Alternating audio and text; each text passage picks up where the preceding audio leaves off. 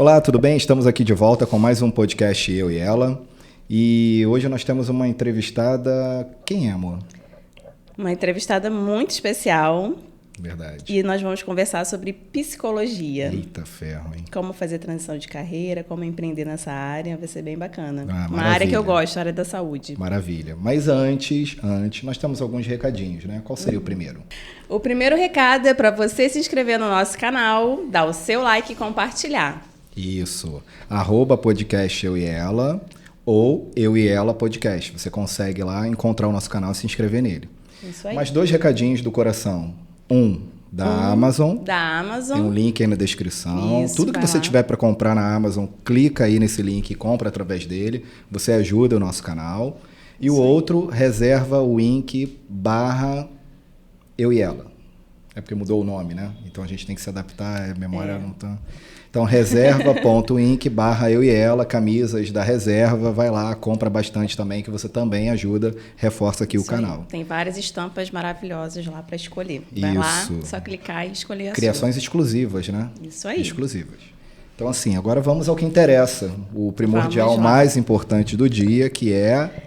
A nossa convidada maravilhosa. E quem é a convidada? Doutora Tatiane Abreu, que é neuropsicóloga e também é especialista em terapia cognitiva comportamental.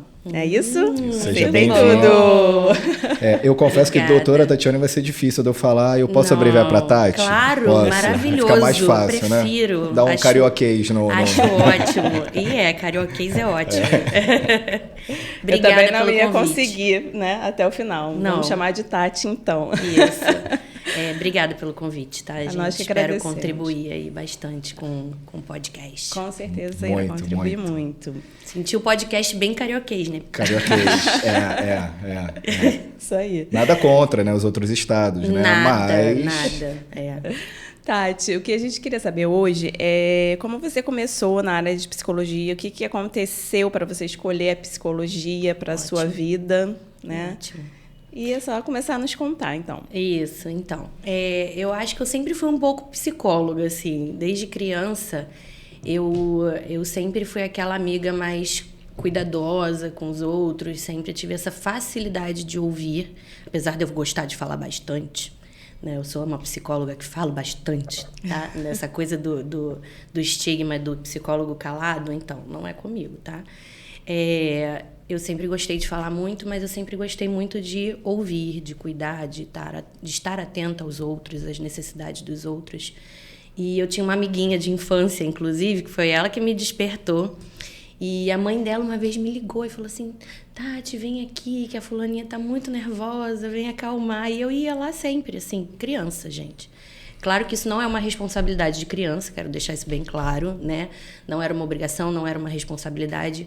E depois foi fácil escolher a psicologia lá no 3º ano, no ensino médio. Eu fiz aquele teste vocacional, né, na escola, tive a oportunidade de fazer. E deu muita coisa da área de saúde, deu a parte escolar também, pedagogia. E eu falei, psicologia, brilhou os meus olhos. E desde a faculdade foi muito prazeroso. Inclusive, é engraçado, outro dia uma paciente estava falando comigo, tem alguns pacientes que ficam preocupados comigo, né? Nossa, você fica aqui o dia inteiro, né? Escutando tanta coisa. Só problema, só escuta problema dos outros. Você fica aqui ouvindo o problema das pessoas. E eu falei assim, nossa, e eu faço isso sem nem perceber. É com tanta naturalidade, é com tanta espontaneidade. Eu acho que eu nem saberia fazer uma coisa tão regrada durante muitas horas do dia ou durante tanto tempo. Eu preciso mesmo dessa espontaneidade, dessa leveza. E eu não me sinto assim carregada, como se as pessoas fossem lá descarregar os problemas em mim. Muito pelo contrário. Eu sinto assim uma coisa tão buscando o melhor de cada pessoa, sabe? E olhando para aquela pessoa e falando, não, sua vida não é só problema, as coisas não são só difíceis. Calma que você vai sair daqui mais leve, mais tranquilo, com outro olhar, com uma outra perspectiva. E é isso que eu faço, sabe? Faço com leveza, com prazer, com muita felicidade no meu coração. Então, legal, porque eu ia até perguntar mais para frente sobre isso, sobre como é que é lidar com o problema, né, das pessoas, porque na nossa visão de leigo, a gente acaba achando que a pessoa sai um pouco carregada, vamos dizer assim, né? De tanto problema que acaba escutando. Mas que bom você ter feito essa colocação. Mas você não começou na clínica, né, Tati? Isso. Isso é muito você importante. Você começou aonde? Isso é muito importante. Logo que eu me formei... Há uns 10 anos.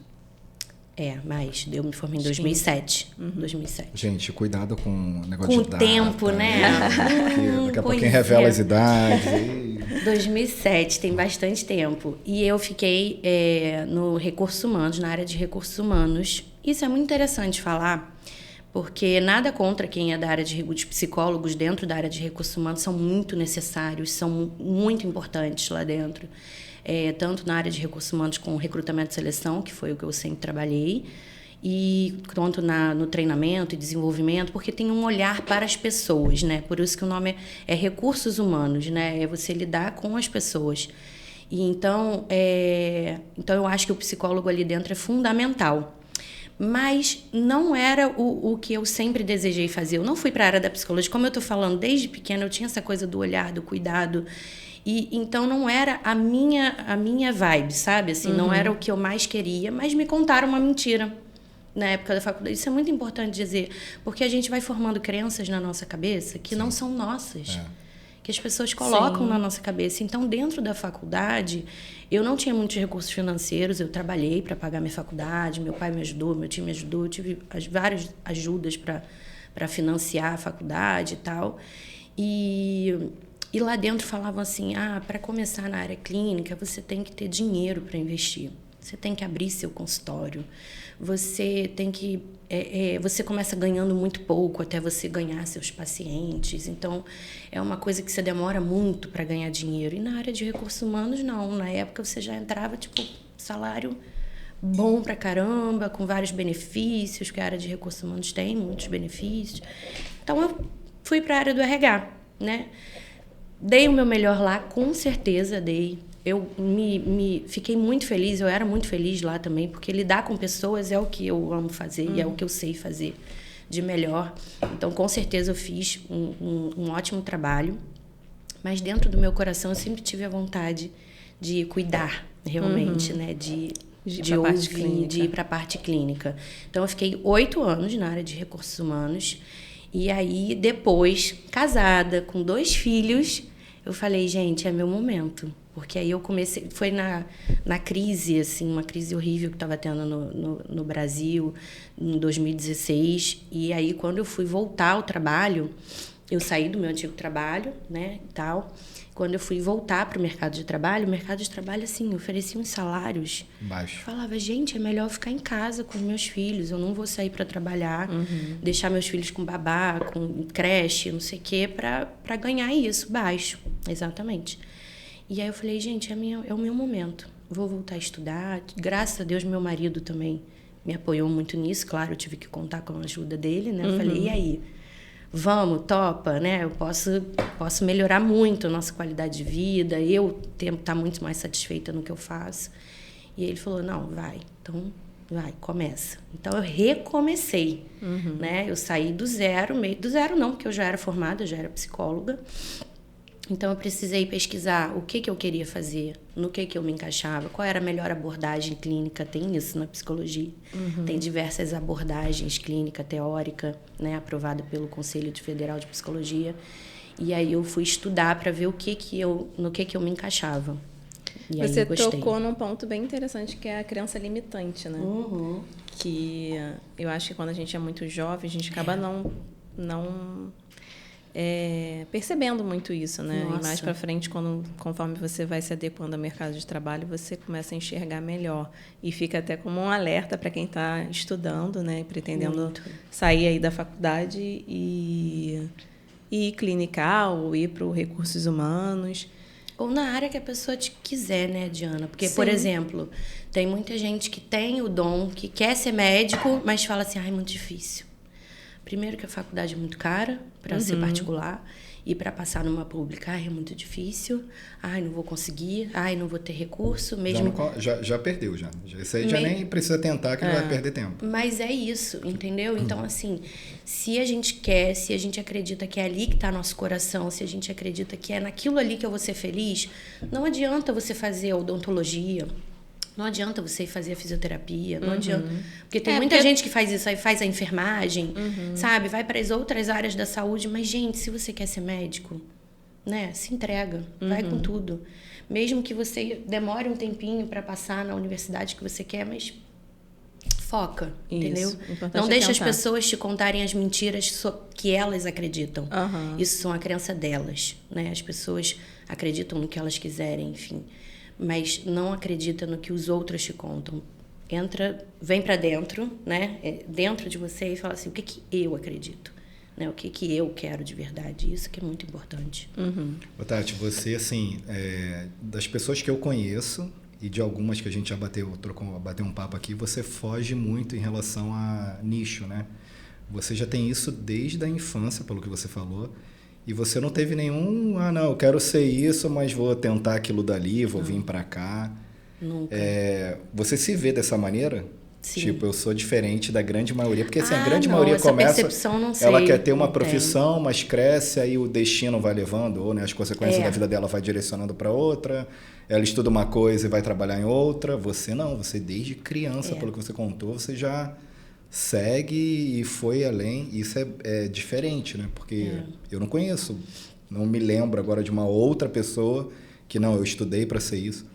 Eu conheço pessoas que estudaram para ser fono, e foram, mas foi para outro lugar. É difícil, é verdade. É verdade. Tem muita gente que faz isso mesmo, né? Eu já trabalhei um tempo também com orientação profissional. Ainda faço, tá, gente? Quem quiser pode falar. Mas faço essa parte de orientação profissional, mas ali, quando a pessoa ainda está decidindo o que quer. E eu sempre falo isso, gente, isso já está dentro da gente. A gente já sabe. Você achou que lá atrás, quando você fez essa orientação, foi importante? Foi muito importante. Eu já tinha uma ideia, porque por causa disso que eu contei, né? Eu sempre tive essa coisa do olhar, do cuidado para o outro, sempre essa coisa muito voltada de cuidar do outro. Mas isso tem em várias outras áreas também, né? Tem na enfermagem, tem na medicina, enfim, e tem na fono, né? Tem no fisioterapeuta, tem tudo isso tem um cuidado. Mas a minha coisa não era muito de tocar, de mexer, de fazer no outro, sabe? Então eu falava assim, gente, e com o que você mexe com a palavra? Assim, com cuidado aqui, né? Com cuidado só de olhar. E tem o toque, tem o abraço, lógico. Mas assim, o que a gente consegue fazer a transformação na vida do outro e não é mexendo em você. É aqui, é conversando, sabe? E que agora, é algo poderosíssimo, né, mente? Poderosíssimo, gente. Você pode fazer tanto pro bem. A sua mente pode te derrubar ou pode te levar no céu, né? Isso é muito importante que você está falando, porque a nossa mente, as nossas crenças, e até onde a gente pode se ver, se enxergar e saber que a gente pode, né? O nosso cérebro, ele não sabe, ele não faz essa distinção do que é real, do que é sonho, do que é imaginário. Então, se você pode se ver como uma pessoa, como aquela pessoa que você quer ser, que você quer se tornar, então é porque é possível para você. Porque tem coisas que a gente nem imagina, tem coisas que a gente nem sabe que existe. Então, aquilo ali não é pra gente. Agora, o que eu posso ver, o que eu posso querer, o que eu posso sentir, o que eu posso desejar, eu posso fazer. E isso não é psicologia barata de tipo, pensamento positivo. Mesmo. Não, é estudo mesmo, é estudo científico. A nossa mente, ela pode idealizar e a gente pode sim realizar o que a gente quer. E aí é onde entra o processo terapêutico, que eu acho super importante para qualquer pessoa. Não é só quem tem problema que pode vir ao psicólogo, não é só quem tem problema que pode fazer terapia, muito pelo contrário. A terapia, ela não é sobre te dar respostas, ela é sobre fazer a pergunta certa. A gente vive muita coisa sem se questionar, sem falar, mas por que eu fiz isso? Por que eu escolhi isso? Por que eu me casei? Por que eu tive filhos? Porque minha mãe fez assim? Porque minha avó fez assim? Porque todo mundo faz assim? Mas por que eu quero fazer? Será que eu quero? Será que eu estou fazendo porque todo mundo faz? Então, você poder questionar as suas idealizações e as suas realizações vai te levar a lugares mais certeiros, mais assertivos, de você falar, sim, estou fazendo o que eu quero, o que eu vim buscar aqui, qual é a minha missão, qual é o que eu quero fazer, né? O que eu quero plantar para esse mundo. Ô, Tati, e é muito diferente, né? Quando você faz algo nessa linha, que você acredita, que você pensa, idealiza, que você vai atrás e que principalmente depende de você, né? Hoje na sua profissão você não depende de ninguém, você só depende de você. Isso. Então, assim, isso tem um prazer maior do que talvez se a Tati estivesse lá no RH, lá atrás, fazendo o que estava fazendo, ela hoje seria uma pessoa não tão feliz quanto. Eu tenho certeza. Principalmente profissional, né? É. Que é uma área que você consegue empreender e se dedicar com maior... Isso. A gente acredita muito nisso, né? Isso. Pensamento positivo de, cara, eu quero... Isso sempre me remete... Eu tento sempre colocar isso em prática. É. Porque a gente esquece, né? Igual você falou, assim, do resgate de si mesmo, né? De você buscar as coisas. A gente acaba esquecendo que a gente tem que viver dessa forma. Né? Dessa forma. E aí eu tento sempre colocar pensamento positivo nas coisas que eu vou fazer, para poder limpar mesmo, né? Tirar tudo que possa vir de negativo e atrair só coisas positivas. Aí vai, de repente, para psicologia mais barata, né? Atrair. Não. Questão de energia. Gente, eu acho que é o nome que cada um dá. De verdade, eu acho que é tudo a mesma coisa. Não acho a lei da atração, lei da reciprocidade. Só muda o nome, né? Eu acho que muda o nome, mas eu acho que a intenção, né? O que vem de dentro para fora é real e é isso que importa. Eu acho que quando a gente emana mesmo todo o amor que você falou, né? Você talvez não seria tão realizada, falando sobre mim, tá? Não é quem tá no RH ou quem tá na clínica, falando sobre a Tatiane. Que pode ter o contrário também. A pessoa que começou a carreira solo e foi pro RH e se descobriu lá também. E se descobriu lá, exatamente. Então, assim, falando sobre mim, somente sobre a minha sensação, você tá certo. Talvez eu não seria a pessoa mais tão realizada quanto eu me sinto hoje, sabe? E eu acho que isso é ter sucesso também. Sim. É a gente sair de casa e falar assim, gente, eu amo o que eu faço. Eu faço com muito prazer. Tem as partes burocráticas, tem as partes de esquentar a cabeça, tem as partes que eu tenho que pensar, principalmente na área da neuropsicologia, que sou neuropsicóloga. Então, você dar um laudo, você fazer um diagnóstico, é uma responsabilidade muito grande. Então, tem que estudar muito, tem que pensar muito, tem que, antes de eu assinar e carimbar, eu penso, revejo, leio, estudo. Então, assim, tem as partes mais tensas, mais responsabilidade, mas que eu faço tudo com muita entrega, assim, muito prazer mesmo. Você acabou fazendo uma transição dentro da psicologia, né? E como é que foi isso? Você buscou primeiro se especializar? Você começou a atender primeiro para ver o que você, para onde você ia? Como foi? Boa pergunta, Diana. Eu sou uma pessoa muito prática. Eu preciso experimentar. E eu preciso vivenciar para eu realmente decidir. Eu não sou uma pessoa muito do teórico. Claro que eu tenho toda a teoria e bagagem, que é impossível a gente não estudar e não ter muita bagagem teórica. Mas eu preciso muito sentir ali, fazendo, sabe? Né? Eu sou muito da prática. Somos dois, Tati. Preciso. Gosto da teoria, mas a prática para mim é tudo. Não é? Você tem que viver para saber. Eu também acho. E aí que entrou uma parte maravilhosa da minha vida na faculdade. Eu tinha uma amiga que já morava em Niterói.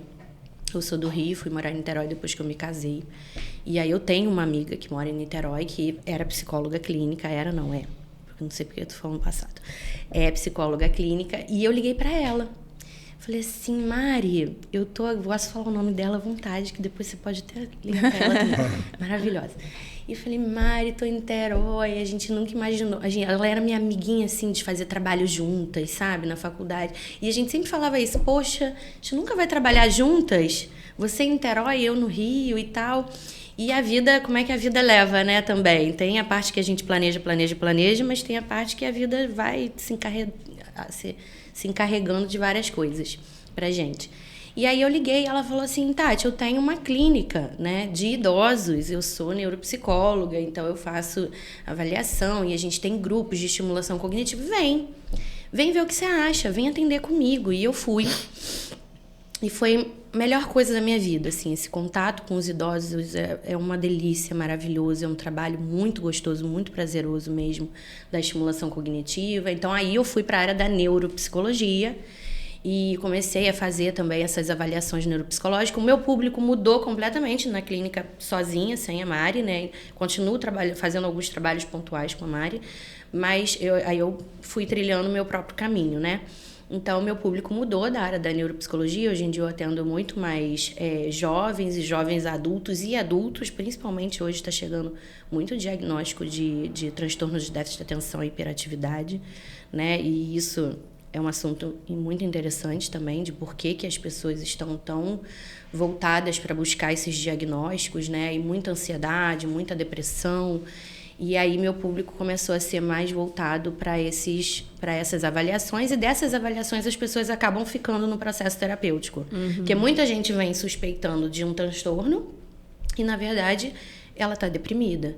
A depressão, ela rebaixa a nossa cognição. Então, a pessoa começa a sentir a memória, né? Começa a sentir o desgaste no dia a dia, de memória, de atenção, de faz as coisas e derruba e não termina, começa um processo e não termina. Então, todo mundo, será que eu tenho TDAH? E aí a pessoa está deprimida. E a pessoa está muito ansiosa, com uma ansiedade além do natural, que a ansiedade é natural também, normal, até um certo ponto. Então, meu público agora está muito voltado para essas terapias. E aí, comecei a estudar terapia cognitivo-comportamental, que é muito indicada para depressão, para ansiedade. A gente acha uns caminhos, né, que te faz ter umas estratégias compensatórias também. Esse mundo está muito acelerado, né? Isso. Então... E não só problema psicológico, né? Acaba acarretando vários outros, né? Até físicos mesmo, né? Muito. Vai total pro físico, né? Na verdade, o nosso físico, ele dá a chance da gente entender o nosso psicológico. Às vezes a gente já tá tão depressivo e tão ansioso que começa a travar pescoço, trava a coluna, dor no joelho, dor nas articulações, e aí você não sabe que tá tudo aqui. Tudo começa aqui, na verdade, né? Nenhuma célula do nosso corpo se move sem que a nossa mente mande, sem que o nosso cérebro faça esse movimento. E quantas pessoas chegam lá pro médico, né? Aí você vai fazer um check-up, não tem nada. O problema às vezes é só outro. ouvir, não tem. Ô, Tati, deixa eu te fazer uma pergunta, curiosidade. Você falou que trabalha com idoso, né? Como é que você lida com um diagnóstico que você tem que passar para um idoso, por exemplo, de Alzheimer ou de demência? Você sofre com isso? Ou você já trabalha isso em você, já devido à sua experiência, para nem mais sofrer? Mas porque deve ser difícil você passar um diagnóstico desse para uma família. Que a pessoa tem... Tudo bem que a família, às vezes, ela tem o conhecimento, né? Ela tem mas é muito difícil, mas não quer aceitar. Isso, é muito difícil esse trabalho, principalmente com a família. Quando o idoso chega para mim, a maior parte dele já está bem comprometido, assim. E tem muita gente que chega achando que é Alzheimer e é uma depressão muito grave. No idoso, uma depressão pode parecer um Alzheimer. Fica tão ruim a memória, né? Fica tão ruim os afazeres, dá conta da Mas a vida. própria família já chega, entre aspas, diagnosticando que ele está com Alzheimer para você? Geralmente eles vão para o médico. Né? O médico me encaminha. Geralmente Psiquiatra. vai ao psiquiatra ou o neurologista ou até o geriatra mesmo. Aí pede uma avaliação neuropsicológica, né? Então eles chegam para avaliação. Gente, é maravilhoso trabalhar com idoso. A gente aprende tanto. E a avaliação neuropsicológica são de 6 a 8 a 10 encontros com aquela pessoa, com os testes. E aí não só a testagem, a gente acaba conversando, trocando muito com as pessoas. Então é apaixonante. Então chegar ao final, eu fico muito mais feliz, assim, entre aspas, quando não é realmente uma doença neurodegenerativa, que eu falo, olha, tá deprimido. Deve dar um alívio danado, vamos trabalhar aqui a depressão, vamos vir para os grupos terapêuticos, que é o que eu faço com a Mariana, né, no Instituto da Mari, e vamos trabalhar aqui o social, porque os idosos, eles acabam ficando muito isolados, né, E não tem mais essa sociabilidade toda que a gente tem de final de semana encontro com um amigo e a gente viaja, não sei o que, o idoso acaba. E o adulto ainda tem o restrito. celular, né? E nem todos os idosos conseguem se identificar com o celular. Com o celular, verdade. Nós seremos os velhinhos que vamos ter. Diana, mas a gente vai ter. Nossa. Mas sabe uma coisa que eu acho Se a gente acompanhar, a gente vai conseguir ainda ter o celular, né? De companhia, vamos dizer assim, que também não sei se é tão bom assim, né? Porque você falou que trata muito jovens, não sei se isso tem ligação com a internet e com isso tudo. Muito, com a deixa eu só voltar no idoso. Isso, eu não te respondi. Eu vou te responder. Então, porque você perguntou se eu sofro. Mas deixa eu incluir só mais uma. Tá. O idoso, não sei se você tem essa diferença, mas quanto mais velho, menos filtro. Então, ele já vai falar as coisas para você mais de bate-pronto, deixa eu pensar o que eu vou falar para poder agradar. Não, o idoso ele perde essa. Eu acho que não é menos difícil, né? Mas eu ia falar mais fácil, mas não é menos difícil lidar com o idoso também. O nome disso é controle inibitório. E o idoso que está perdendo o controle inibitório, que a gente chama do filtro, né? Já é o idoso que está partindo para um processo de demência. Ah, é? O idoso saudável não perde o controle inibitório. Cara, eu jurava que quanto mais velho a gente vai perdendo o controle inibitório. Tem alguns inibitório. que sim, né? Que falam assim, não tenho mais nada a perder, já vi tudo da vida. Mas na maioria das vezes perde quem perde total esse controle de ter filtro nenhum. Agora eu fiquei assustado. Ficou? Você tá sem controle inibitório, meu amor? Não, eu tô eliminando. Tá ficando já. E eu tô achando que eu tô no bem... processo. Não. E eu tô achando que eu tô benzão. E você tá já muito novo pra isso, tá? Tá sem desculpa. Ele tava achando que era autoconfiança. Que isso, gente? Vou rever isso. Reveja. Vou rever. Reveja, não pode. Ai, meu Deus. Mas, ó, o controle inibitório, ele tá aqui na nossa parte, no córtex pré-frontal. O córtex pré-frontal, ele é responsável pelas nossas tomadas de decisão, pela nossa parte mais organizada, de iniciativa, de controlar o que você diz, o que é socialmente aceito, o que é importante. E ele é o último a desenvolver, a gente desenvolve o nosso córtex pré-frontal até os 20, 21 anos. Tem estudos que falam até os 25. E é o primeiro que a gente vai perdendo mesmo. Então, assim, esse na idade mais avançada. Então, essa iniciativa, essa velocidade de tomada de decisão, tipo, aconteceu um problema, você se vira e você vai lá e você resolve. Isso tudo faz parte aqui do nosso córtex pré-frontal, que a gente perde, a gente começa a ficar mais lentificado mesmo, mas olha só, isso é lá para depois dos... Hoje em dia, então, que a gente está aumentando nossa qualidade de vida, depois dos 70, tá? Ainda falta tempo. Pelo amor de Deus, falta. Não volta. E você me perguntou se eu sofro, né? Isso. Quanto aos diagnósticos. Eu acho que essa coisa de sofrer, de fazer parte, eu acho que é fundamental para todo psicólogo a parte da empatia. Eu me considero uma pessoa muito empática. Inclusive, isso é uma outra mentira que me contaram que eu vou te contar, que eu vou contar para vocês.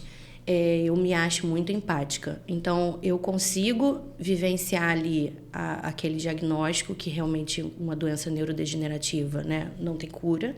Então, você sabe que a pessoa dali para frente vai piorar progressivamente. Mas eu ofereço a ajuda que ela precisa, que é a estimulação e reabilitação cognitiva. Ela segura e estaciona para que a doença, ao invés de fingir que você está descendo uma ladeira, ao invés de você descer rolando, você desce bem. Você consegue prolongar, né? Isso. Mas hoje já, tipo, para Alzheimer já existe algumas drogas, não de cura, mas que você Sim. também consegue associar e prolongar também. Isso, né? é fundamental as medicações. É uma doença muito triste, né? Nossa, eu já tive uma tia assim, e engraçado que não vou me aprofundar muito, mas a pessoa que cuida, ela envelhece muito mais do que o próprio importante. paciente. A pessoa que Família, cuida né? precisa de cuidado, Isso aí. gente. A pessoa que cuida precisa muito. Porque a fazer agressividade, terapia. tudo daquela pessoa, se for um familiar, então é pior ainda. Porque... E fora que você de ver o seu familiar também chegando naquele estado de não lembrar mais quem é você. E o final é muito triste mesmo, né? Então, assim, o familiar que cuida precisa muito se cuidar, gente. Muito, muito. A gente sempre fala isso, a gente dá apoio às famílias. A gente sempre atende os familiares, eu tô falando da gente, porque eu faço esse trabalho muito junto com a Mari, né? Esse exclusivamente dos idosos. Então, é por isso que eu tô botando assim no plural. Agora, uma parte da empatia que eu queria contar para vocês, que é muito interessante. Lá, além de me contarem que era muito difícil iniciar na clínica, porque você precisava de muito dinheiro, eu também sentia que eu não poderia ser psicóloga clínica, porque eu sou muito chorona. Eu choro mesmo, assim, tipo, eu sou muito sensível. Se você me contar uma coisa, meu olho vai encher d'água. E eu falava assim, gente, como é que alguém vai chegar na clínica? O paciente começa a me contar a história triste junto. E a psicóloga vai ficar chorando junto, ele vai, daqui a pouco, ele me... Não, vem cá, não fica assim, não. Inverteu os papéis. Inverteu os papéis. E eu falava assim, gente, mas isso vai... me desvalorizar ou tirar minha moral ali de... Né? Eu tô num nível superior a você. E eu descobri que não é sobre isso mesmo, gente. Eu não sou melhor do que ninguém do que entra ali. Né? Eu tenho toda a minha parte técnica, porém eu tenho muito mais a minha parte humana.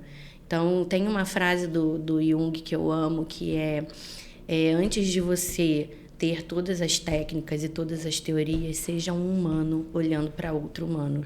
Verdade. Então, a partir do momento que eu me desbloqueei e falei, se eu quiser chorar, é porque eu sinto o que você sente, eu consigo perceber e olhar para você e ver que você é um outro ser humano, e eu sentir que você está sofrendo, eu posso continuar te ajudando. Eu não tô... Até porque trata-se de pessoas, né? E não de máquina. E isso não me diminui como uma pessoa que pode te ajudar. Muito pelo contrário, né? Uhum. E aí, a primeira vez que eu quis chorar, eu falei, olha, eu tô muito sensibilizada com a sua história. E eu vou me permitir me emocionar com você, porque essa história realmente me toca muito. Mas eu posso te ajudar, gente, a partir desse dia. Primeiro que aí eu consegui chorar menos, porque aí eu não ficava... segurando, né? E aí acabou sendo uma coisa mais natural, eu ficando mais à vontade. E as pessoas falaram assim, nossa, com certeza ela sabe o que eu tô vivendo. Ela sabe o que eu tô sentindo. Né? O choro nem sempre é isso, né? O choro, não, da maneira que você contou, você entra na história da pessoa, né? Você tá ali dentro. Isso aí. E eu acho que a pessoa se sente muito mais compreendida, abraçada, né? E falar assim, caramba, ela tá entendendo que isso aqui é muito sério mesmo para mim. Né? Aquele psicólogo com cara de papel em branco, né? Aquela cara de alface que falavam, na minha época falavam, não, tem que fazer... Eu já fui um que eu não falava. Cara de alface. Aí eu, gente, parece que tô falando com um quadro. E falando, não, me incomoda também um pouco isso, sabe? Pô, tem que ter troca. Parece que você tá falando sozinho, aí fica aquela coisa assim, e tu fica, meu Deus, e agora? Gente, não é real, tá? Existem, como eu falei pra vocês, abordagens, né, na área clínica. A abordagem com que eu trabalho, tanto da terapia cognitivo-comportamental, agora eu tô fazendo uma nova especialização, que é em psicologia positiva, né, e... eu interajo bastante, eu converso, eu faço perguntas e a história do outro realmente me interessa. Eu tenho uma paciente que ela fala pra mim assim, semana que vem eu vou trazer uma pipoca, porque vai acontecer um monte de coisa esse final de semana, você vai querer saber. Ela traz uma pipoca pra gente, que eu fico assim, ó. E aí? Que foi? Me conta. Eu acho a minha profissão a melhor do mundo, gente. Desculpa de vocês, não mentira. Não, mas porque você gera empatia com a pessoa. Gente, né? É muito. Eu me sinto, assim, muito, muito feliz mesmo com o que eu faço. Eu acho que não existe profissão melhor, né? Isso que você faz é empreender? É empreender, né? Sim, é empreender. Sim. É empreender, com certeza. E aí, quando você começou, você alugou um espaço e foi? Ou você procurou outras pessoas? Isso. Você procurou a Mari? Isso, aí tinha a Mari, que ela já tinha uma clínica. Mas depois, quando eu fui trilhando o meu caminho, né? Como eu falei, depois de um tempo eu fui absorvendo os meus pacientes, tendo as minhas indicações. Aí eu subloquei um espaço. A gente pode sublocar. Tá, gente? Não precisa ter a grana para se montar um consultório imenso, maravilhoso. Não, você tem sublocação. Você pode começar alugando um horário, 2 horários, um bloco, um dia. Então, eu fui fazendo nesse formato até realmente ter a gama de pacientes que eu precisava. Hoje em dia, eu não atendo só em Niterói. Uma vez por semana, eu vou em Vila Valqueire e atendo lá também alguns pacientes, né? Presencial, isso. E tem a terapia online também. Então, aí a terapia online, assim, eu acho, né, que até 2020 ninguém se falava disso, ou falava, já existia, eu não sei. Está aprovado pelo Conselho de Psicologia Tá aprovado desde 2018 a terapia online. Mas não era tão comum. Não era tão comum. E te confesso que eu era uma dessas pessoas que tinham um preconceito, né? De tipo assim, nossa, mas como é que eu vou atender alguém que eu não posso dar um abraço no final? Eu sou do toque, né? Existe as 5 linguagens do amor, eu sou muito do toque físico. Eu preciso de um abraço, um aperto de mão. Sentir, né? Tem essa coisa do sentir aqui. Mas aí teve que ser. E aí, em 2020...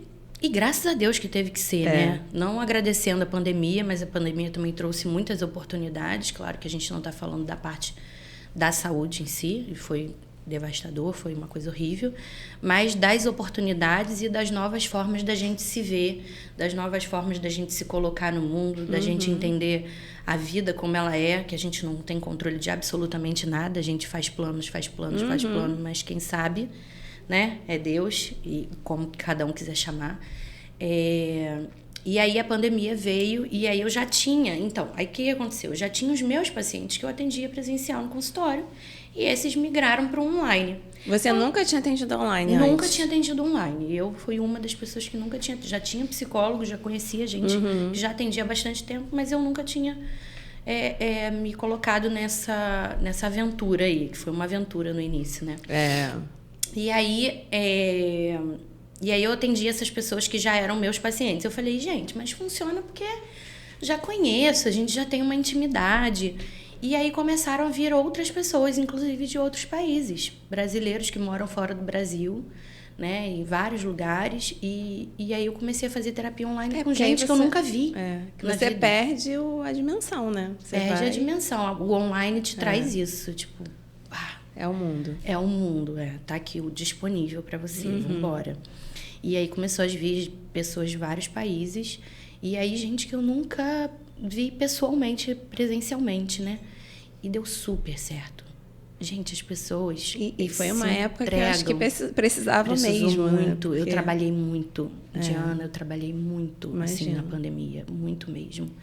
Como eu não trabalhava antes, sabe? Assim, na área clínica. E é até um recurso para quem está começando, né? Porque eu conheço psicólogos que trabalham só online. Isso, eu conheço porque aí também. Você não tem esse desgaste todo de ter um espaço físico, né? Isso. De locomoção. Isso facilitou muito também quem achava dessa mentira aí que não podia ser psicólogo clínico porque não tinha um espaço, não tinha um consultório. Isso aí acabou, desmistificou total, né? Tati, mas tem diferença, não tem? Do presencial para o online?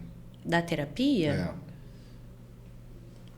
Tem diferença para neuropsicologia. A gente precisa muito para assim, aplicação. Daquele paciente que prefere o contato, de que tem gente tá próximo, que sim, quer tem ver gente a que pessoa sim. apertar.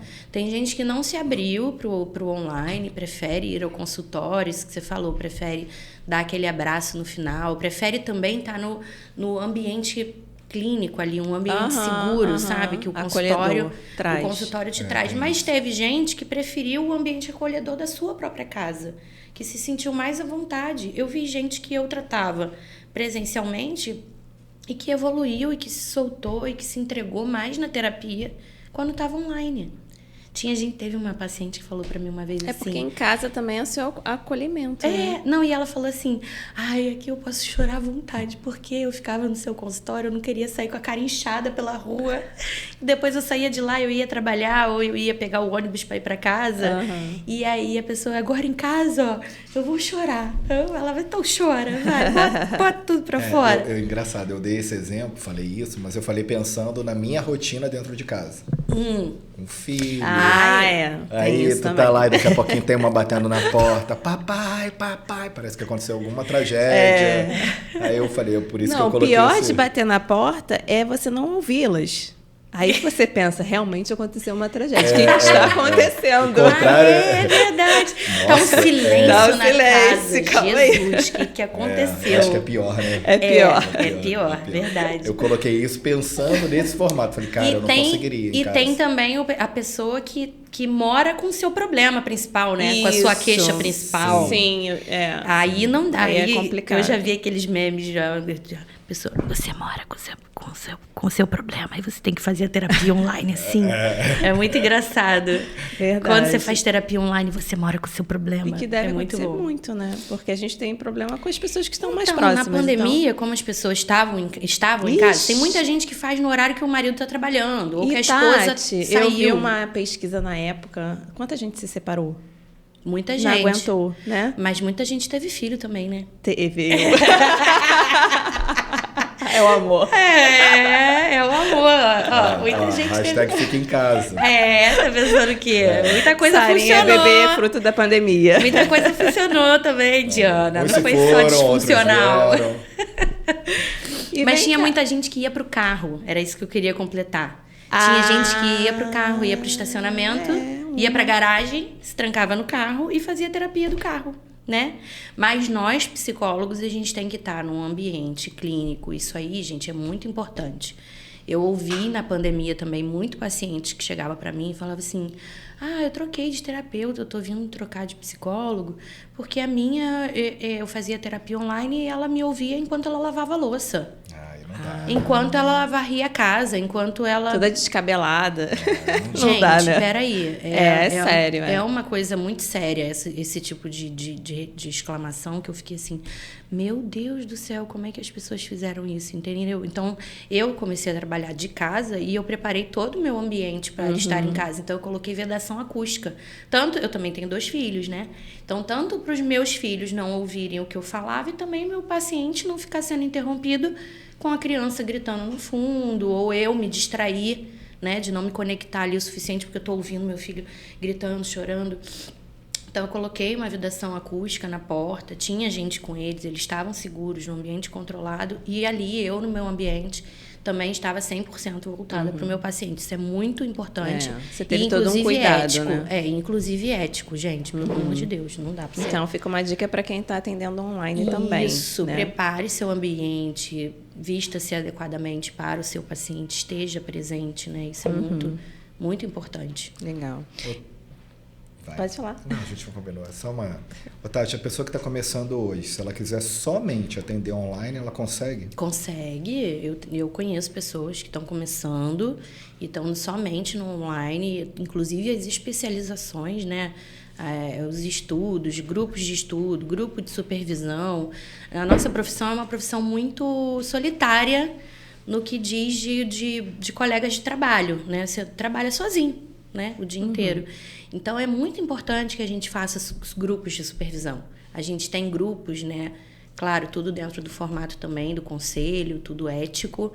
Grupos da gente trocar informação, contar casos clínicos sem identificação, claro. Mas a gente conta os casos clínicos, as pessoas trocam ideias. Por que você não segue para essa linha? Por que você não faz tal coisa, né? E aí a gente dá essa trocada de ideia, que é muito importante. E deve ter, não sei, acredito, ter algum aplicativo que você, por exemplo, eu estou começando agora, eu entro no aplicativo e me associo àquele aplicativo e aí vem paciente para mim. Tem. Tá, só para saber, para as pessoas poderem... Eu não sei muitos nomes. Tem umas clínicas, assim. É tipo uma clínica online. Isso, aí você... Aí, tipo assim, você está começando, não tem tanto paciente, você tipo pode essa... se cadastrar lá e eles vão te mandar os pacientes e eles popular. ficam com uma porcentagem. Tipo, eu acho tem que clínica os popular. planos fazem isso, né? Não tem? Sei. Tem. Eu acho que a Unimed, esses planos assim, fazem tem alguma plano coisa de nesse saúde sentido que também. tem os psicólogos que são cadastrados e tal, para você encaminhar.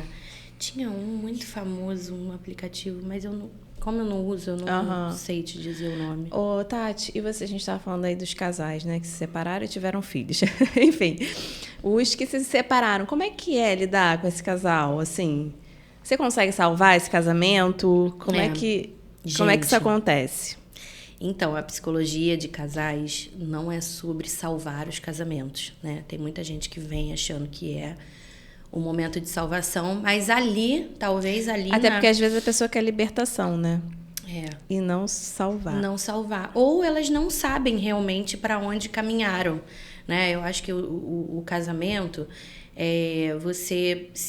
a gente conecta aquela coisa da lei da atração, né? Que a gente estava falando sobre atrair as pessoas.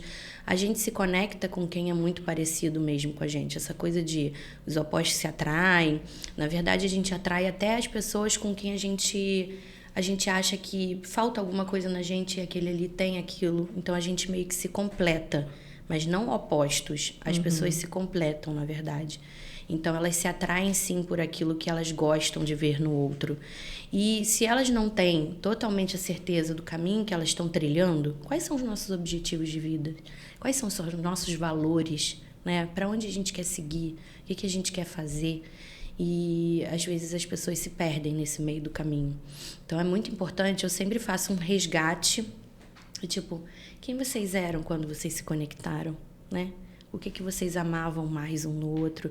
Cara, só daí, só desse momento, já acontecem umas coisas tão milagrosas, assim, delas se lembrarem por que elas se amavam, sabe? Por que elas ainda se amam. Você faz o casal junto? Faço casal junto. E também separado? Não, então, terapia de casal é o casal junto, tá? É antiético essa coisa a não ser que eles peçam, tipo assim, eu preciso de uma sessão sozinho, e aí o outro também tem direito de fazer uma sessão sozinho, mas terapia de casal é sobre o casal, é só sobre o relacionamento, né? Leonardo não vai falar das questões pessoais dele, da infância dele e tal, nem Diana vai falar Vocês vão falar sobre o relacionamento, sobre vocês dois, sobre as conexões, sobre o que está disfuncional na relação, sabe? Porque aí a gente começa a ver muitas coisas que estão disfuncionais, mas que são completamente ajustáveis. Se você retorna lá para... Mas espera aí, por que vocês estão juntos? Né? Onde é que foi a união de vocês? Onde é que estava ali o amor, né? Então, vamos reconstruir. As coisas podem se reconstruir, né? Não precisa separar. Agora, se os dois entendem também que, tipo assim, ó, realmente a gente não está indo mais pelo mesmo caminho, a gente não quer mais seguir, dá para fazer isso com uma forma mais tranquila e amistosa, sem que as pessoas saiam... Sem brigas. Isso, sem que as pessoas saiam querendo um acabar com a vida do outro, né? Porque tem casamento que termina e um quer literalmente acabar com a vida do outro. Então, existe uma maneira de não ir por esse caminho, sabe? Ô, Tati, geralmente quem que dá o primeiro passo, um homem ou uma mulher? As mulheres, né? As mulheres? As mulheres são mais conectadas com o que sentem, com a forma que pensam, né? As mulheres são mais sensibilizadas. Gente, na grande maioria, tá? Mas eu já já estive com casais que o homem era muito mais sensível, né? Então, assim, a grande maioria, as mulheres se cuidam mais também, verdade, né, Diana? Numa forma geral, né? As mulheres vão sempre ao médico, as mulheres estão sempre se cuidando, as mulheres estão sempre fazendo exames. Então, as mulheres também estão cuidando mais tanto do físico quanto do mental, do espiritual. As mulheres estão mais conectadas com esse autocuidado, com essa autopercepção. Na grande maioria, tá, gente? Homens também fazem. Inclusive, eu tenho um público grande de homens que fazem terapia. E isso está aumentando cada vez mais. Coisa linda de se ver. Na estética também. Né? Na estética também. Coisa cada linda de se mais. ver esses paradigmas sendo quebrados, essas coisas machistas sendo caído por terra, de que o homem não se cuida, de que o homem não pode pensar sobre ele mesmo, sobre ter saúde. Então, isso é muito bom. Essa desconstrução está sendo linda de se ver. Você tinha me falado sobre os jovens adultos que têm procurado bastante. Qual a queixa principal? Assim, ansiedade? Ansiedade. Depressão? Então, eu não sei. Colocar um assunto sem fonte é horrível, né? Mas algum desses aí de internet que eu estava pesquisando falou que a ansiedade ela está passando os casos de gripe no mundo. Nossa, Tá eu não lembro de onde foi a informação que ele tirou. Tá. Mas assim, se você conversa com 10 pessoas na rua e a gente conversando com mais cuidado com algumas pessoas, você, cara, a pessoa... Ela está muito além a ansiedade dela está muito além do que deveria. E não só, e aí eu acredito, né, que a ansiedade ela gera uma depressão e é muito rápido. É um pulo. A pessoa dorme, acorda, já está depressiva num piscar de olhos. Agora eu não lembro de onde era, mas é um caso que, assim, principalmente pós-pandemia. Porque até então a gente era ansioso, mas era uma ansiedade poderia não ser controlada, mas pós a pandemia, eu acho que... E na pandemia, né? Na pandemia acho que piorou muito. Na pandemia piorou muito. Agora, eu acho assim, os recursos vão avançando, a tecnologia vai avançando, a medicina vai avançando, e eu acho que a gente tem mesmo que utilizar esses recursos. Porém, tem uma utilização extra aí, né? Que é as redes sociais, né? As pessoas estão numa velocidade muito grande para tudo, né? E na nossa época, quando a gente era criança, a gente gostava de assistir um programa de televisão, a gente tinha que pegar o programa de televisão enquanto estivesse passando. Se a gente chegasse atrasado, é só amanhã, amor. Amanhã que você vai assistir. Ou na outra semana, né? Ou na outra semana. Mas na nossa época o dia era 48 horas, né? Hoje não, hoje é só 24. Então não dá muito tempo para isso, né? É verdade. Você atribui essa ansiedade a essa velocidade de informação, a essa quantidade, essa avalanche de coisas que a gente vê. Olha, esses vídeos agora, os shorts, né, que são pequenininhos, já tem no YouTube, já tem no Instagram, já tem no TikTok, que abriu essa avalanche aí de informação. Ou seja, você ter ansiedade é normal. O primeiro ponto é esse, né? Ter ansiedade é normal. A ansiedade, ela nos move, ela nos motiva. Por exemplo, se eu não tivesse ansiosa para vir aqui dar uma entrevista, talvez eu tivesse chegado muito atrasada, talvez eu viesse de qualquer jeito, talvez eu fosse falar qualquer coisa, entende? Então, a ansiedade, ela faz da gente uma coisa boa. A gente se prepara, a gente vai fazer uma prova, a gente tem que ficar ansiosa, porque a gente estuda, a gente se prepara para aquele momento.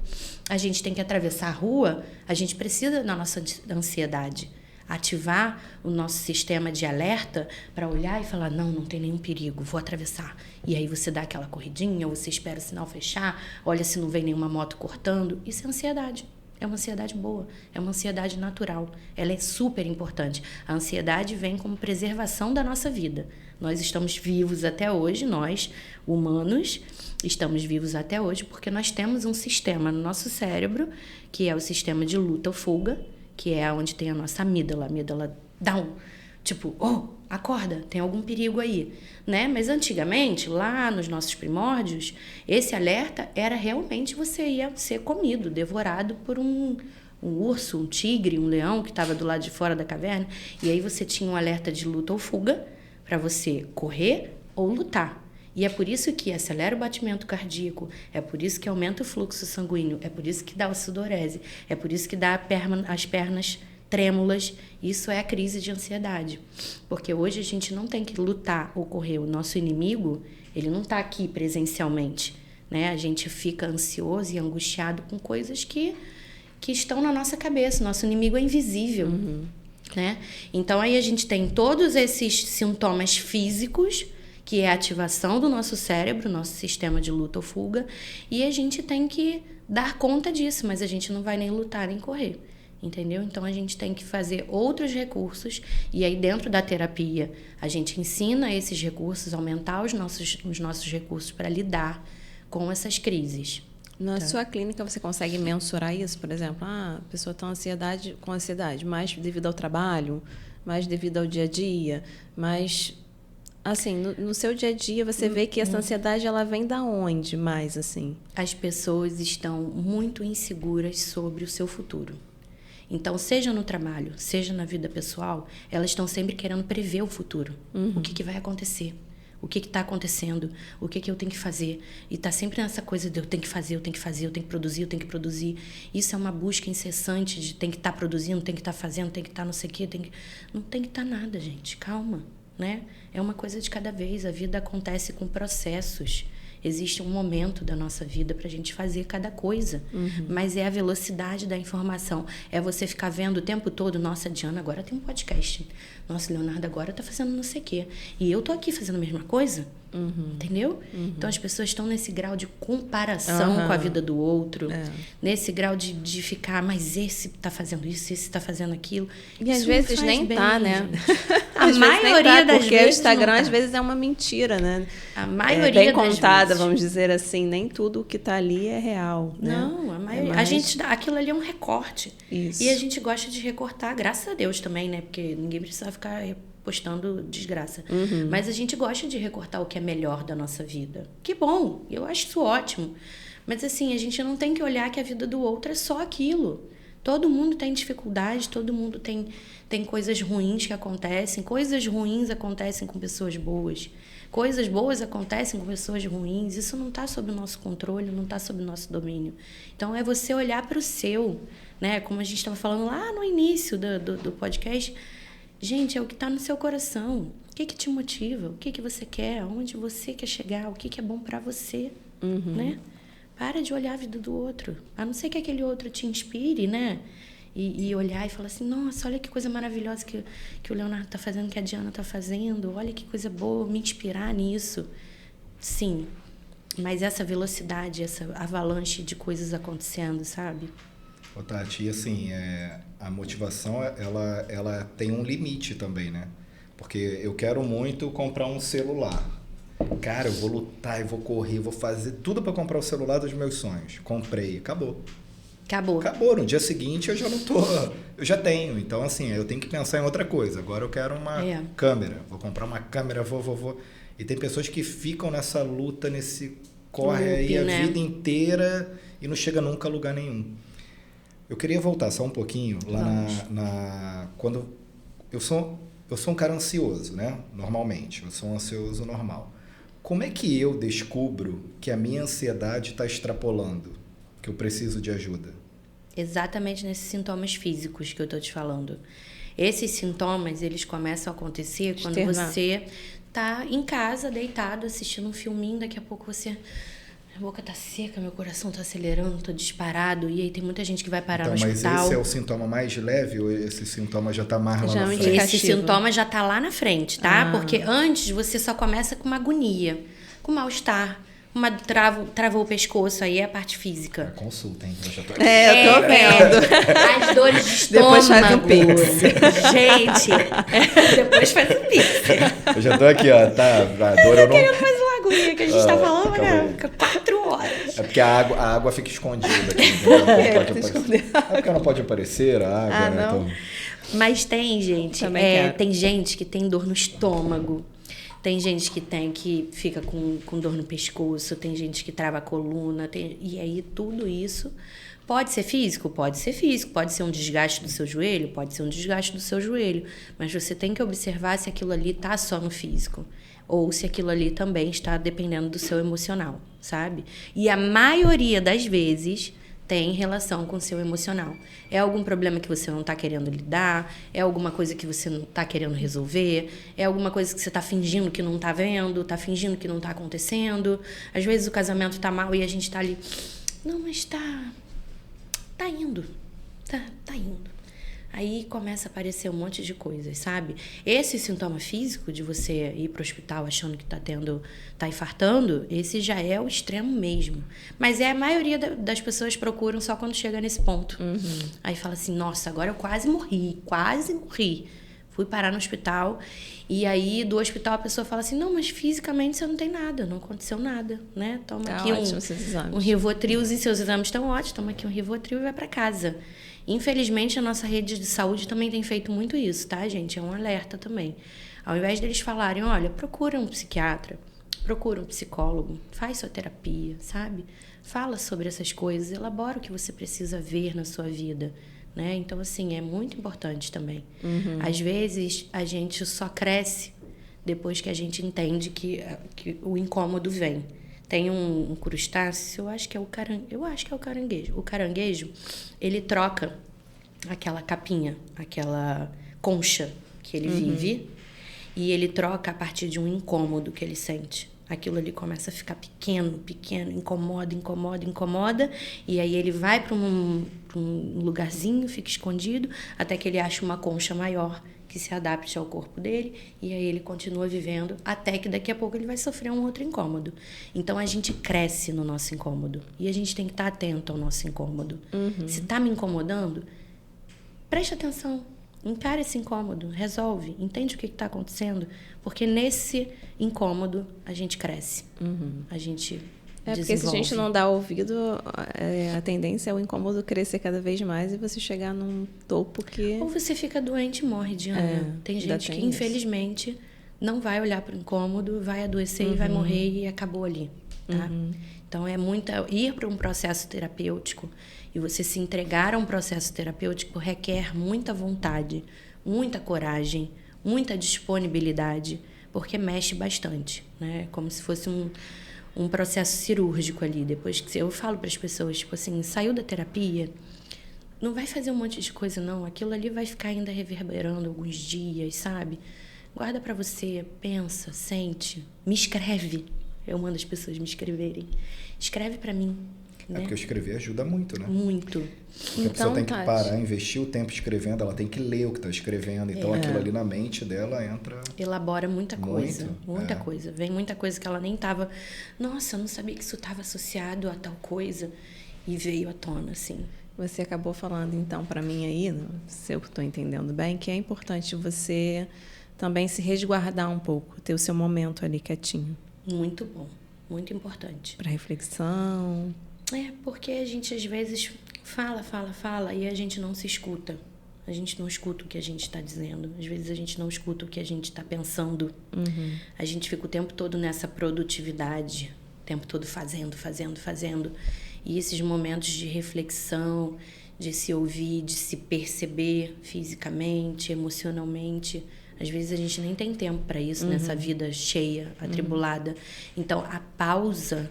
ela é super importante. A gente não pode. Eu vi no seu Instagram que você faz isso. A pausa. Você... eu não me lembro muito bem agora, mas eu acho que você foi para algum lugar, não sei se era yoga. Eu falei, gente, eu não consigo fazer yoga porque tem que ficar quietinha. Até para eu fazer aquele exercício que é mais calmo. Qual é o nome? Uma vez eu fiz, mas eu não consegui fazer. Deve ser. Tipo, meditação, tinha que respirar. Yoga. E aí... Pilates? Pilates. Que você faz eu fazia tudo rápido. Aí ela falava assim, pra que você tá fazendo rápido se você vai sair no mesmo horário? Isso. Então, assim, eu falava, gente... Isso é uma coisa engraçado, treinável. você faz, né? Isso é treinável. Ou você faz assim, de vez em quando eu faço. Não, eu faço. O que você faz pra você mesmo? Pra você melhorar? E o que eu faço e o que eu falo para as pessoas fazerem. E eu faço também. É muito importante essa pausa, é muito importante esse estado de tranquilidade. Essa coisa aí também é uma mentira, de que a meditação é ter a cabeça vazia, de que a yoga é você estar em plenitude de relaxamento e cabeça vazia. Muito pelo contrário, né? Dentro da TCC a gente tem o Mindfulness, que é o aqui e o agora. Então, aqui e agora, eu tô com a Diana e com o Leonardo e com o menino ali. E aí, Pedrinho, isso. E aí, a minha cabeça tá aqui com vocês. Não tenho nada para fazer depois? Tenho todos os meus afazeres depois. Cara, isso aí Mas eu tô aqui É muito agora. engraçado, porque é muito difícil. Muito difícil. Muito difícil estar aqui agora. Porque às vezes a gente fica pensando em outras coisas que tem que fazer, que tem que não sei o quê. E as pessoas estão perdendo também até isso que a gente está fazendo aqui, né? Porque é celular, é não sei o quê. Exatamente. E então, não você tá aqui agora, é o estado de meditação. Né? Isso é um estado meditativo. É você foco, né? Tá presente aonde você está. É a sua cabeça tá interessada aonde você está. Então, eu pratico isso o tempo inteiro. Porque cada paciente que entra na minha sala, cada pessoa com quem eu converso, eu tô ali só com ela. Né? Eu tô ali de verdade. Então, isso é muito importante. Às vezes a gente está achando que está com falta de memória. Não me lembro o que eu fiz ontem. Porque você fez ontem pensando em outra coisa. Você fez o podcast pensando que você tinha que ir ao mercado. Pensando que você tinha que ligar para o médico para marcar o exame tal. Pensando que você tem que nem sair... prestou atenção no que você fez. Você não prestou atenção no que você fez, na verdade. Né? Não é que você está com falta de memória. É porque você está acelerado o tempo todo. Então, as pausas, elas são importantes. O autocuidado é muito importante. Eu faço... Tem um retiro que eu vou uma vez por ano de meditação. Eu também achava... Isso para mim também era uma loucura, Mas Diana. É legal, né? Porque assim, você tá num retiro e você tá sem a família, é só você. Só eu. E aquelas pessoas que estão ali com o mesmo propósito. Bem interessante. Porque isso é maravilhoso. Né? Eu super indico para todo mundo. Inclusive, já tá pago o meu do ano que vem. que eu vou e eu faço com a doutora Sofia Bauer, que é uma psiquiatra, médica maravilhosa, lá de BH. E é maravilhoso. E ela fala sobre... Ela, que eu estou fazendo a especialização em psicologia positiva, e ela fala sobre a yoga restaurativa, né? Que você sentiu o seu corpo, você está presente, você está focado de sentir e perceber o que a vida tem para te dar. Isso muda o nosso olhar para o mundo. Isso muda o nosso olhar para a vida, para as pessoas, para o nosso dia a dia, sabe? Isso é muito bom. Eu faço. Ô, Tati, aonde que entra a espiritualidade na psicologia? Ela ajuda, atrapalha? Acho que eu já até te perguntei isso uma vez. Isso é maravilhoso, gente. Em outro podcast? Não, foi conversando. No papo. Amigas. Papo de amigas. Porque assim, tem uma... Eu já participei de uma terapia que ela era cristã. E eu não sei até que ponto aquilo era tão bom para mim, apesar de ser cristã. Então... Você sabe que não é a primeira pessoa que me fala isso, né? O que eu acredito não é importante para o meu tratamento terapêutico com você. O que é importante é o que você acredita, na verdade, sabe? Então, assim, eu acho muito complicado, não é ético também, tá? Você misturar a sua crença religiosa com o tratamento psicológico. Né? As terapias, as abordagens teóricas, elas falam sobre espiritualidade, que é a sua conexão com o que você acredita. Então, não é sobre eu ser cristã ou não, enfim, é sobre a minha religião. Então, eu vou tratar tecnicamente, né? Mas a espiritualidade, ela é fundamental para qualquer ser humano. Sim. Gente, então eu acho que a gente tem uma conexão você espiritual. Acreditar em alguma coisa é importante, porque te move, te tira do buraco, te leva para cima. E aí é a sua crença, e aí, nossa, isso abriu tanto a minha mente agora falando da minha parte pessoal, não só como psicóloga, da minha parte pessoal. Gente, como eu quebrei paradigmas e estigmas e verdades e... Pra mim, gente, hoje em dia eu acredito em tudo. Você fala assim, é energia. Gente, eu não descarto mais nada da minha vida. Eu não descarto mais nada. Se tá te fazendo bem, é por ali que você tem que seguir. Se te faz bem, é por ali, entendeu? É o seu caminho. Cada um trilha o seu caminho e cada um sabe o que é melhor para si. Então, como eu te falei, não é sobre eu dar nenhuma resposta. É sobre eu fazer as perguntas certas, colocar a pessoa em conexão com ela mesma, para ela descobrir as verdades dela sobre ela. Não é sobre o que eu acho. E nisso, nossa, eu aprendo muito. Eu aprendo demais. Meu Deus, é muito maravilhoso. Já falaram para mim, Tati, será que essa sua profissão não é muita entrega da sua parte? E você entrega muito e você não recebe nada? Eu falei, você tá louco? Eu ganho muito, eu recebo muito. Gente, cada história que entra no meu consultório, eu me interesso de verdade. Eu fico assim, ó. Gente, que maravilhoso. Nossa, que legal. Olha o que essa pessoa sabe. Olha o que essa... E aí teve uma que já fez meu mapa astral. nunca me conectei com signo. E ela, mas que dia que você nasceu? Falei, por quê? Mas aí me mostrou como é que eu... Então, hoje em dia, eu juro, eu acredito em tudo. Não tem nada que eu descarte, que eu falo, isso aí, não. Tati, então, na minha falta de conhecimento, tô meio rouco. Bebe água. Na minha falta de conhecimento, talvez eu teria o mesmo pensamento desse exemplo que você colocou, né? Que você só entrega e não recebe.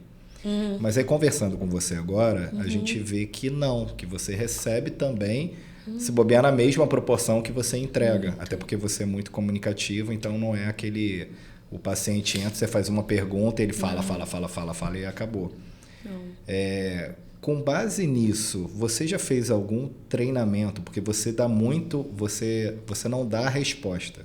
Você direciona ele para que ele encontre a resposta. Foi isso que eu entendi. É isso. Você fez algum curso, algum treinamento sobre coaching? Não. Não, dentro da psicologia. Dentro da psicologia. Dentro da psicologia. Não. As abordagens teóricas nos levam a esse caminho, né? De não mostrar o caminho, até porque se eu mostrar caminho, gente, eu tô mostrando Você, o que eu as acho. abordagens que você fala é Vygotsky, Piaget.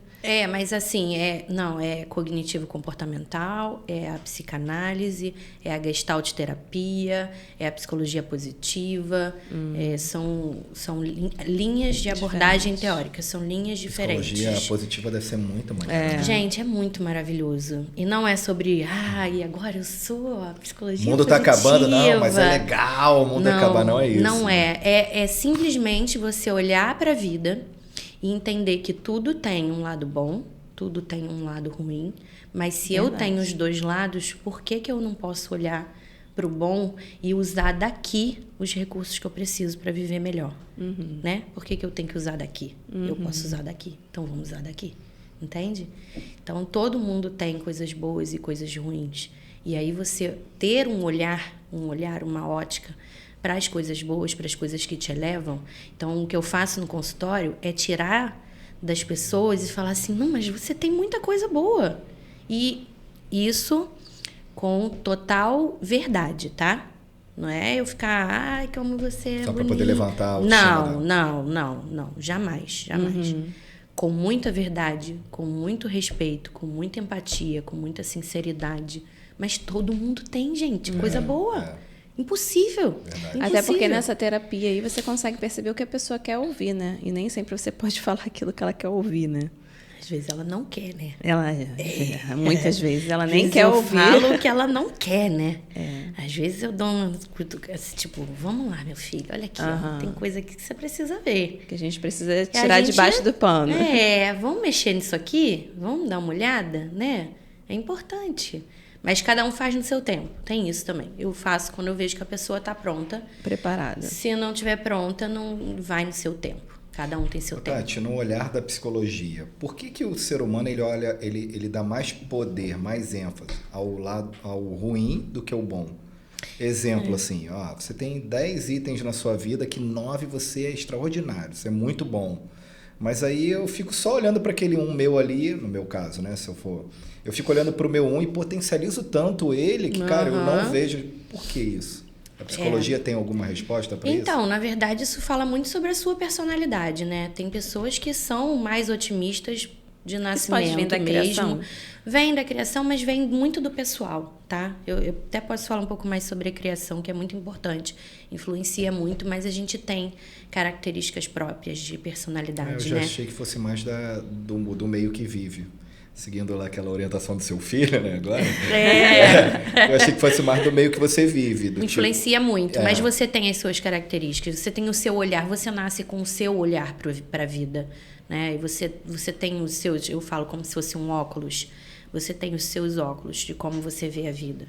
Tem as pessoas que são mais otimistas de natureza e tem as pessoas que são as pessimistas e tem as realistas. Para mim... Até porque se a gente for trazer para a realidade, né? A gente tem, 2 filhos.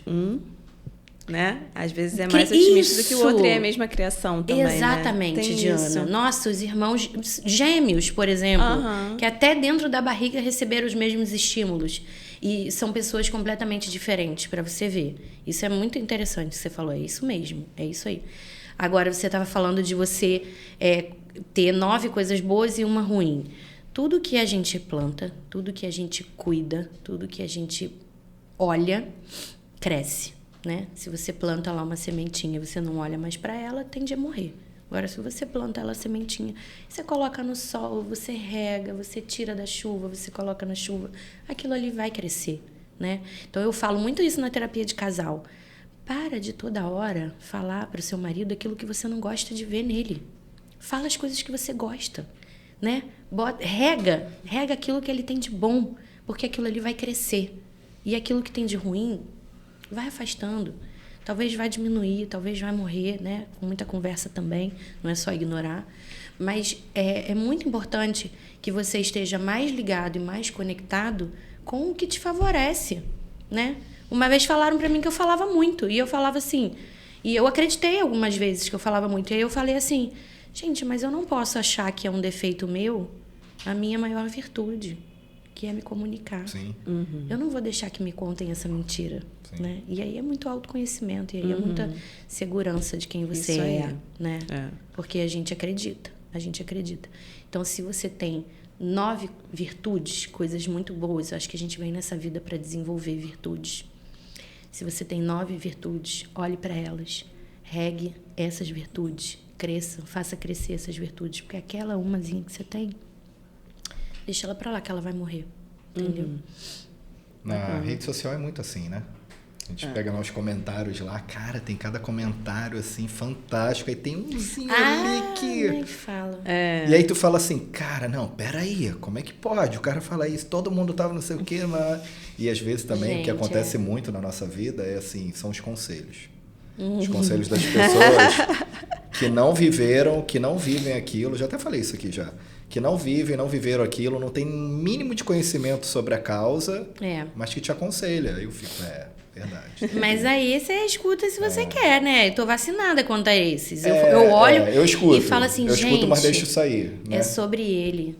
Né? Isso As coisas que vêm é a opinião delas. Sim. Elas têm direito de dar a E a opinião gente delas. precisa também experimentar as coisas, né? É a verdade delas, exatamente. A experiência é tudo. Se você não for lá e experimentar aquilo ali, você não vai ter sua opinião sobre aquilo. Então, você tem que ir também. E é a verdade delas, né? O que a gente está falando é o que ela comentar ali, é sobre o que ela acredita, sobre o que ela viveu, é sobre o que ela experimentou da vida. Então, não tem a ver com você, tem a ver com ela, né? Quando se chega uma pessoa que chegue falando mal do tempo, e falando mal da chuva, e falando mal do trânsito, e falando... E aí você olha e fala assim, tá, é sobre ela. Tati, falando nisso, como é que você lidar? Porque, por exemplo, às vezes eu abro o Instagram e vem muita coisa, e como eu me interesso pelo assunto de saúde no geral, vem muita coisa para mim. E às vezes eu fico confusa, tô falando de mim. Tá. Porque tem tanta coisa relacionada à terapia, e eu fico assim, caramba. Aí eu começo a ler, aí eu falo, nossa, mas será que isso tem cunho científico? E tem os terapeutas que não têm muito essa parte científica, né? Então, terapeuta... Tem diferença entre terapeuta e psicólogo, né, gente? Então, assim... o psicólogo, queria que você esclarecesse um pouquinho isso. O psicólogo é quem fez a faculdade de psicologia. Alguns terapeutas não são psicólogos. Alguns psicanalistas não são psicólogos. Existe uma especialização em psicanálise que você pode fazer, que ele pode fazer, qualquer pessoa em qualquer área pode fazer uma especialização em psicanálise e fazer atendimento dentro da abordagem da psicanálise. E existem terapeutas holísticos que vão trabalhar com terapias alternativas, como aromaterapia. Mundão, né? É um mundão, gente, tem de tudo, assim. Dentro da psicologia, os psicólogos, a gente tem um CRP, né, um Conselho Federal, um Conselho Regional de Psicologia, a gente tem as abordagens teóricas aprovadas dentro do Conselho de Psicologia. Então, a gente não está disponível para fazer qualquer coisa, não. Esses conteúdos de internet, você pode ver o que você se identifica, mas nem outros tudo. conteúdos não têm base científica. Não posso afirmar, não sei o que você viu, né? Mas, assim, dentro da psicologia, que é a minha área, tem estudo, tem ciência, é tudo muito certo e comprovado cientificamente. Então, a psicologia é uma ciência, sim. Agora, os outros, as terapias alternativas, eu não posso realmente falar. Tati, e assim, hoje você faz essa parte clínica, né? E tem mais alguma coisa que você gostaria de fazer dentro da psicologia? De repente, montar uma clínica, alguma coisa nesse sentido? Tenho vontade. Estou precisando de uma sócia, na verdade. Quer ser minha sócia? Quer ser minha sócia? Eu acho que 2 fazem muito mais do que 1 e 3 faz muito mais ainda. Então, assim, eu tenho vontade. Acho que se eu encontrar uma pessoa que tenha a mesma pegada, assim, de psicologia positiva, agora que é uma área nova, então, e aí eu acho que a gente pode crescer, pode se expandir na área da neuropsicologia. Tem muita gente precisando. E existem também outras áreas, né, que você pode se associar, ou não? De que você... De terapias mesmo, no geral. Por exemplo, um idoso que tem Alzheimer, às vezes pode fazer terapia ocupacional também. Tem. Você pode se associar à fonoaudiologia. A muito. outras terapias. Com certeza. Na clínica da Mari, né, inclusive, que eu faço o trabalho como neuropsicóloga, mas lá tem terapia ocupacional, lá tem a fono, lá tem fisioterapeuta, que faz o trabalho com o corpo, né, do idoso. Tem musicoterapia, muito legal, que tem o estímulo Pode ser um através ambiente multidisciplinar. Multidisciplinar. Então, tem a musicoterapia, que faz o estímulo através da música, tem o estímulo através do corpo, tem através da arte, tem a arte-terapia. Então, tem uma gama de profissionais que podem trabalhar atuando principalmente com Não estimulação. precisa ser um sócio só psicólogo. Não, Diana! Não, Diana. Ela abriu um leque agora. Abri uma Ou eu fonte abri, aqui, Abrimos. Pronto. Isso aí. Não, só para saber, né? Até porque existem outros profissionais também que podem estar trabalhando aí junto com você. E fundamentais, tá? A fono é fundamental, né? Arte-terapia. E a arte-terapia é muito importante para quem é muito legal, né? Quem está num processo mais avançado, é muito interessante como a arte faz um desenvolver ali do cognitivo, da parte criativa. É muito bom, muito importante. Legal. Então, esses são os seus próximos passos. E para quem está começando, está querendo trilhar, qual seria, assim, a sua orientação? Eu acho que a orientação principal que me faltou lá atrás, como eu falei mais no início, foi acreditar em você mesmo, né? Eu acreditava que eu queria a área clínica, mas me fizeram desacreditar colocando os empecilhos da vida. Então, escuta o que você realmente quer. Dá atenção ao que realmente está em você, no seu talento, no que você veio o que você sente que é a sua missão aqui. O que eu preciso fazer, né? Então, eu acho que isso é o principal. As dificuldades vão aparecer em qualquer área, para qualquer pessoa, né? E é isso que faz a gente se mover, é isso que faz a gente tá sempre buscando melhorar. Então, dificuldades tem em qualquer área. Não fica se limitando dentro do que as pessoas te disseram que é difícil. Faça o que você realmente quer. Eu acho que faltou isso lá no início para mim. Mas, graças a Deus, também tudo em seu tempo, né? E aí são experiências, né? Também. Acho que foi perfeito no tempo que aconteceu, era como tinha que acontecer mesmo, e tô muito feliz e realizada, com certeza. Que bom. Feliz. A gente te agradece por você ter aceito esse convite. Foi muito bom tê-la aqui. Esse desafio. É um desafio. Eu adorei também, gente. Obrigada. E quero te desejar muito sucesso. Amém. Obrigada, eu recebo. Tudo de bom. Só para fechar, amor, a gente tem aquele recadinho de novo, aquele que a gente tem que olhar para lá. Sim. Sim, a Tatiane vai me ajudar agora para vocês se inscreverem no canal, não esquecerem, porque o papo foi super legal, tenho certeza que vai ser agregador na vida de vocês. Então, compartilhe com alguém que precisa saber também.